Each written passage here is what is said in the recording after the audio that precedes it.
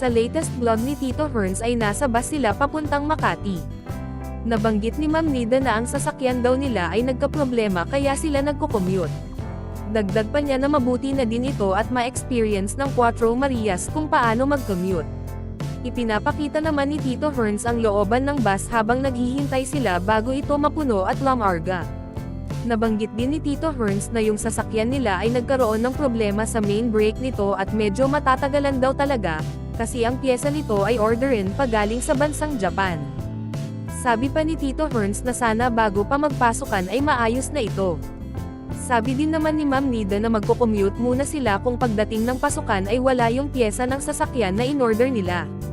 Tinanong pa ni Tito Herns si Mylene kung okay lang sa kanila nang magko-commute muna pagdating ng pasukan kung hindi pa maayos yung sasakyan nila. Sumagot naman si Mylene na okay lang. Makikitang naupo na nga si Tito Herns sa bus katabi ni Nanita. Kinumusta naman ni Tito Herns si Nanita at tinanong kung anong masasabi nito. Sumagot naman si Nanita na okay lang at masaya silang makakasakay na naman sila ng bus. Tinanong ni Tito Herns si Nanita kung first time ba niyang makasakay ng bus. Sumagot naman si Nanita na pangalawa na, yung una ay yung nasa Davao pa siya. Natanong din ni Tito Herns si Zinia kung pang ilang beses na itong makasakay ng bus. Sumagot naman si Zinia na maraming beses na. Napansin naman ni Zinia na may dalang apple si Russell. Kaya sinabi ni Tito Herns na okay lang at dapat nga ay may prutas silang dala. Nagpasalamat naman si Tito Herns at umalis na yung bus nila kahit hindi pa ito puno. Ipinakita din ni Tito Herns ang television sa loob ng bus na pwedeng papanoorin habang nasa biyahe. Ipinakita ulit ni Tito Herns si Russell sa likuran na naka-shades na. Sinabi naman ni Ma'am Nida na nilalamig si Russell sa loob ng bus dahil malakas yung aircon kahit naka-jacket sila. Pinakita pati ni Tito Herns si Zinia at si Nanita na busy sa cellphone nila. Ipinakita din ni Ma'am Nida ang mga bus ticket nila.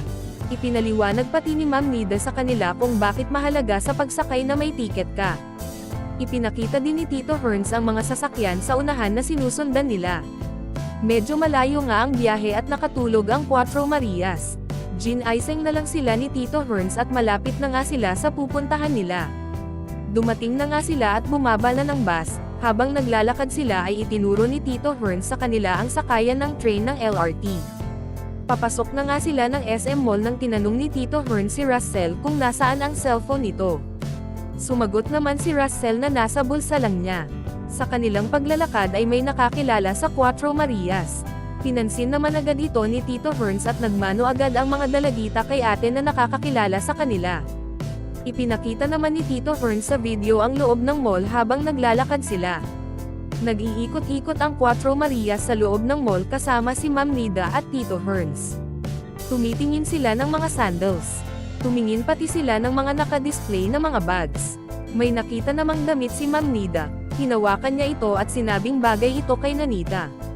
Tinawag ni Tito Herns si Nanita at isinukat ni Ma'am Nida kay Nanita ang damit na kagaya ng nakitang niyang damit na suot ng mannequin. Pagkatapos ay si Mylene naman ang sinukatin ni Ma'am Nida. May kinuha na namang ibang damit si Ma'am Nida at sinabing bagay din ito kay Nanita. Isinukat na naman niya ito kay Nanita. Bitbit naman ni Mylene ang damit na napili niya. Habang namimili sila ay kinukulit naman sila ni Tito Herns.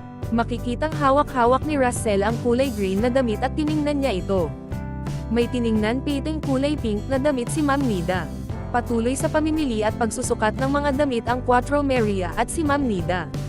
Nabanggit ni Ma'am Nida na may pupuntahang party ang Cuatro Marias kaya sila namili ng damit na asusuot nila.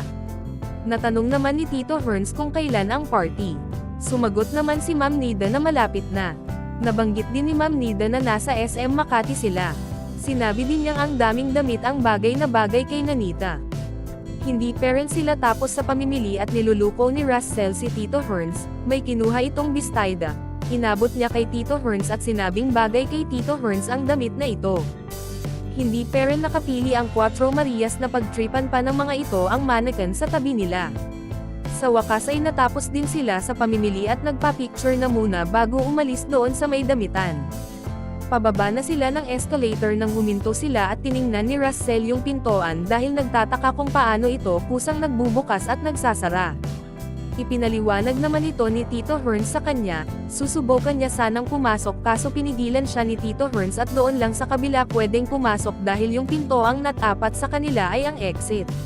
Makikitang masayang naglalakad ang Cuatro Marias sa loob ng mall. Aakyat na naman sila ulit sa escalator para pumuntang McDonald's. Ipinakita naman ni Tito Hearns si Zinia na siyang nag-o-order gamit ang electronic ordering machine ng McDonald's.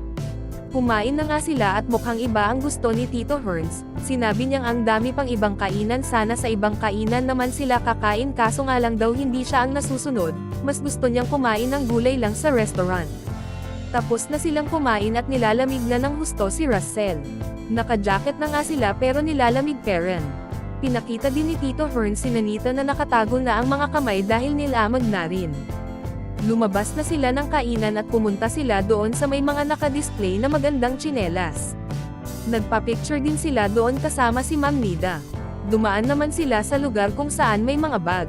Nag-request naman si Russell kay Tito Hearns na magpa-picture sila doon sa may maraming mga bag. Nakailang kuha din sila doon. Makikita din si Nanita na nagsusukat ng bulaklaking damit.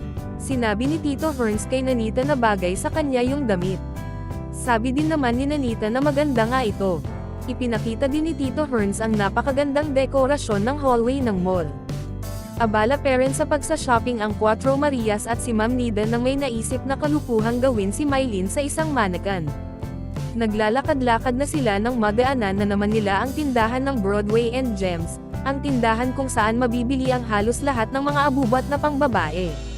May nakita agad si Russell na pulse iris at sinukat niya ito. Napawaw si Russell sa mga nakikita niya. Tapos na silang mamili at lumabas na sila ng mall nang biglang nagturo si Russell at namangha ito sa nakita niyang matataas na building. Nagsalita naman si Ma'am Nida na tuwang-tuwa si Russell sa building ng hotel na nakita niya kaya natalisad daw tuloy ito. Patuloy sila sa kanilang paglalakad papunta sa sakayan ng bus at sinabi nga ni Tito Hearns na pauwi na sila. Umakyat na sila ng bus at nakasakay pauwi. Habang nasa mahabang biyahe ay ipinakita naman ni Tito Hearns na tulog lahat ng kasama niya. Makikitang bumaba na sila ng bus at nakarating na sila sa lugar nila. Sinabi ni Ma'am Nida na sasakay na naman sila ng tricycle pauwi sa bahay nila. Tinanong naman ni Ma'am Nida si Zinia kung anong masasabi nito sa pagko-commute. Sumagot naman si Zinia na inaantok siya kaya natawa na lang si Ma'am Nida, sabi pati ni Tito Hearns na maaga pa. Sumakay na sila ng tricycle. At nakauwi na nga sila sa bahay nila. Tinanong sila ni Ma'am Nida kung nag-enjoy ba sila sa paggagala. Sumagot naman sila na nag-enjoy sila kaya nga lang daw ay napagod sila, pati na din sina Ma'am Nida at Tito Hearns. Nagkwentuhan na muna sila bago matulog. Nagpapasalamat din si Ma'am Nida at Tito Hearns sa lahat ng mga nanonood at patuloy na sumuporta sa channel nila. At nagpapasalamat pati sila sa lahat ng mga sponsors ng Cuatro Marias. At para sa more summary video ng Pugong Biyahero huwag kalimotang mag-like and subscribe.